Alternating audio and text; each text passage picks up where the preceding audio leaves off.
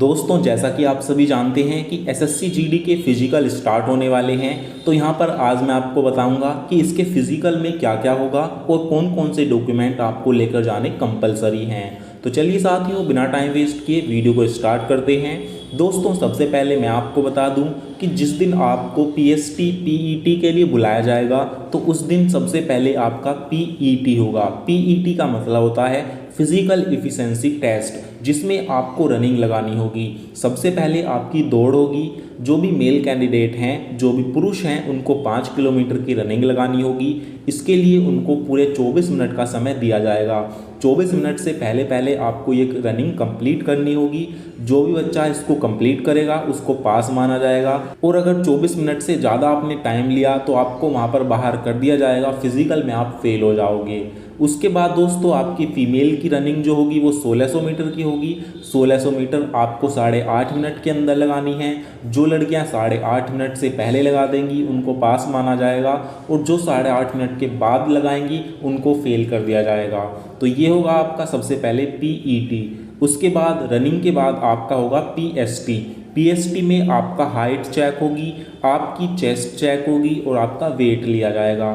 तो जो आपकी हाइट है, जो आपकी लंबाई है, जो भी मेल कैंडिडेट हैं उनकी 170 सेंटीमीटर होनी चाहिए, और अगर आप मेल कैंडिडेट हैं और आप एसटी कैटेगरी में हैं तो आपकी जो मिनिमम हाइट है वो 162.5 सेंटीमीटर होनी चाहिए। ये हो गई मेल कैंडिडेट की। फीमेल की जो है मिनिमम हाइट 157 सेंटीमीटर होनी चाहिए, और अगर आप एसटी कैटेगरी की फ़ीमेल हैं तो आपकी हाइट 150 सेंटीमीटर है तो भी चल जाएगी। तो ये है आपका हाइट का क्राइटेरिया। लेकिन आपके पास कास्ट सर्टिफिकेट ज़रूर होना चाहिए। बिना कास्ट सर्टिफिकेट के आपको ये बेनिफिट नहीं मिलेगा। इस चीज़ का आपको ध्यान रखना है दोस्तों। उसके बाद हाइट हो गई। हाइट के बाद आपकी मापी जाएगी चेस्ट। चेस्ट केवल मेल कैंडिडेट की मापी जाती है, फीमेल कैंडिडेट की चेस्ट का मेजरमेंट नहीं होता है। तो जितने भी पुरुष हैं उनकी जो चेस्ट है वो कम से कम 80 सेंटीमीटर होनी चाहिए, और फुलाने पर 5 सेंटीमीटर का फुलाव के साथ साथ 85 सेंटीमीटर तक फूलनी चाहिए। ये हो गया मेल कैंडिडेट की चेस्ट का मेज़रमेंट। उसके बाद आपका होगा वेट। दोस्तों यहाँ पर वेट जो है वो आपकी हाइट के, यानी कि आपकी कितनी लंबाई है और आपकी कितनी उम्र है, उसके अकॉर्डिंग आपका वेट होता है। तो फिज़िकल में तो वेट में सभी पास कर दिए जाते हैं, कोई भी इशू नहीं होता।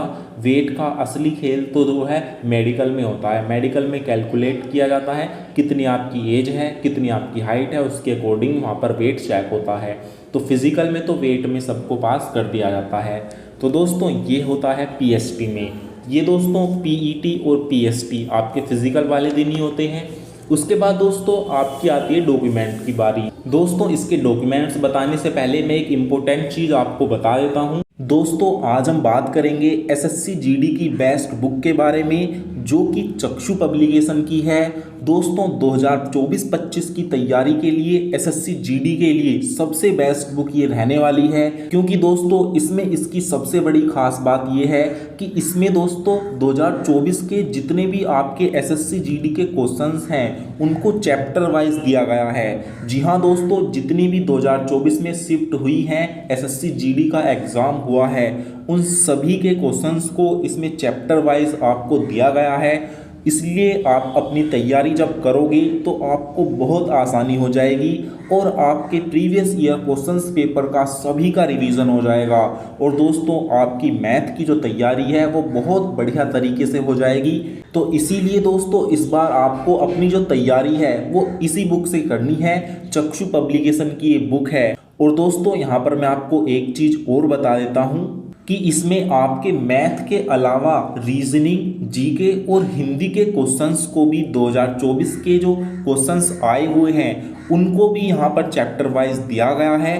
तो दोस्तों यहाँ पर आप एसएससी जीडी की रीजनिंग, मैथ, जीके और हिंदी चारों का कॉम्बो पैक आप ला सकते हैं, और अपनी जो तैयारी है उसको बहुत बढ़िया तरीके से तैयार कर सकते हैं।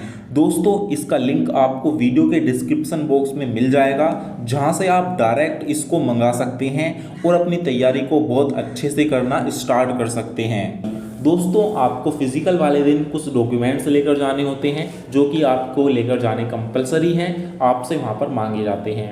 उसमें क्या है, आपके पास 10वीं की मार्कशीट होनी ज़रूरी है। 10वीं की मार्कशीट कम से कम आपके पास होनी चाहिए। और अगर आपने 12वीं पास कर रखी है तो 12वीं की आप ले जाना। तो 10वीं 12वीं की मार्कशीट, उसके बाद मूल निवास प्रमाण पत्र, रेजिडेंस सर्टिफिकेट, आप कहाँ पर रहते हैं, परमानेंट एड्रेस का इसका सर्टिफिकेट जो होता है वो लेकर जाना है। उसके बाद अगर आपके पास एनसीसी थी और आपने फॉर्म भरते टाइम एनसीसी का सर्टिफिकेट लगाया था तो आपको एनसीसी का सर्टिफिकेट भी वहाँ पर लेकर जाना होगा। तीसरा दोस्तों, यहाँ पर आपको कास्ट सर्टिफिकेट लेकर जाना है।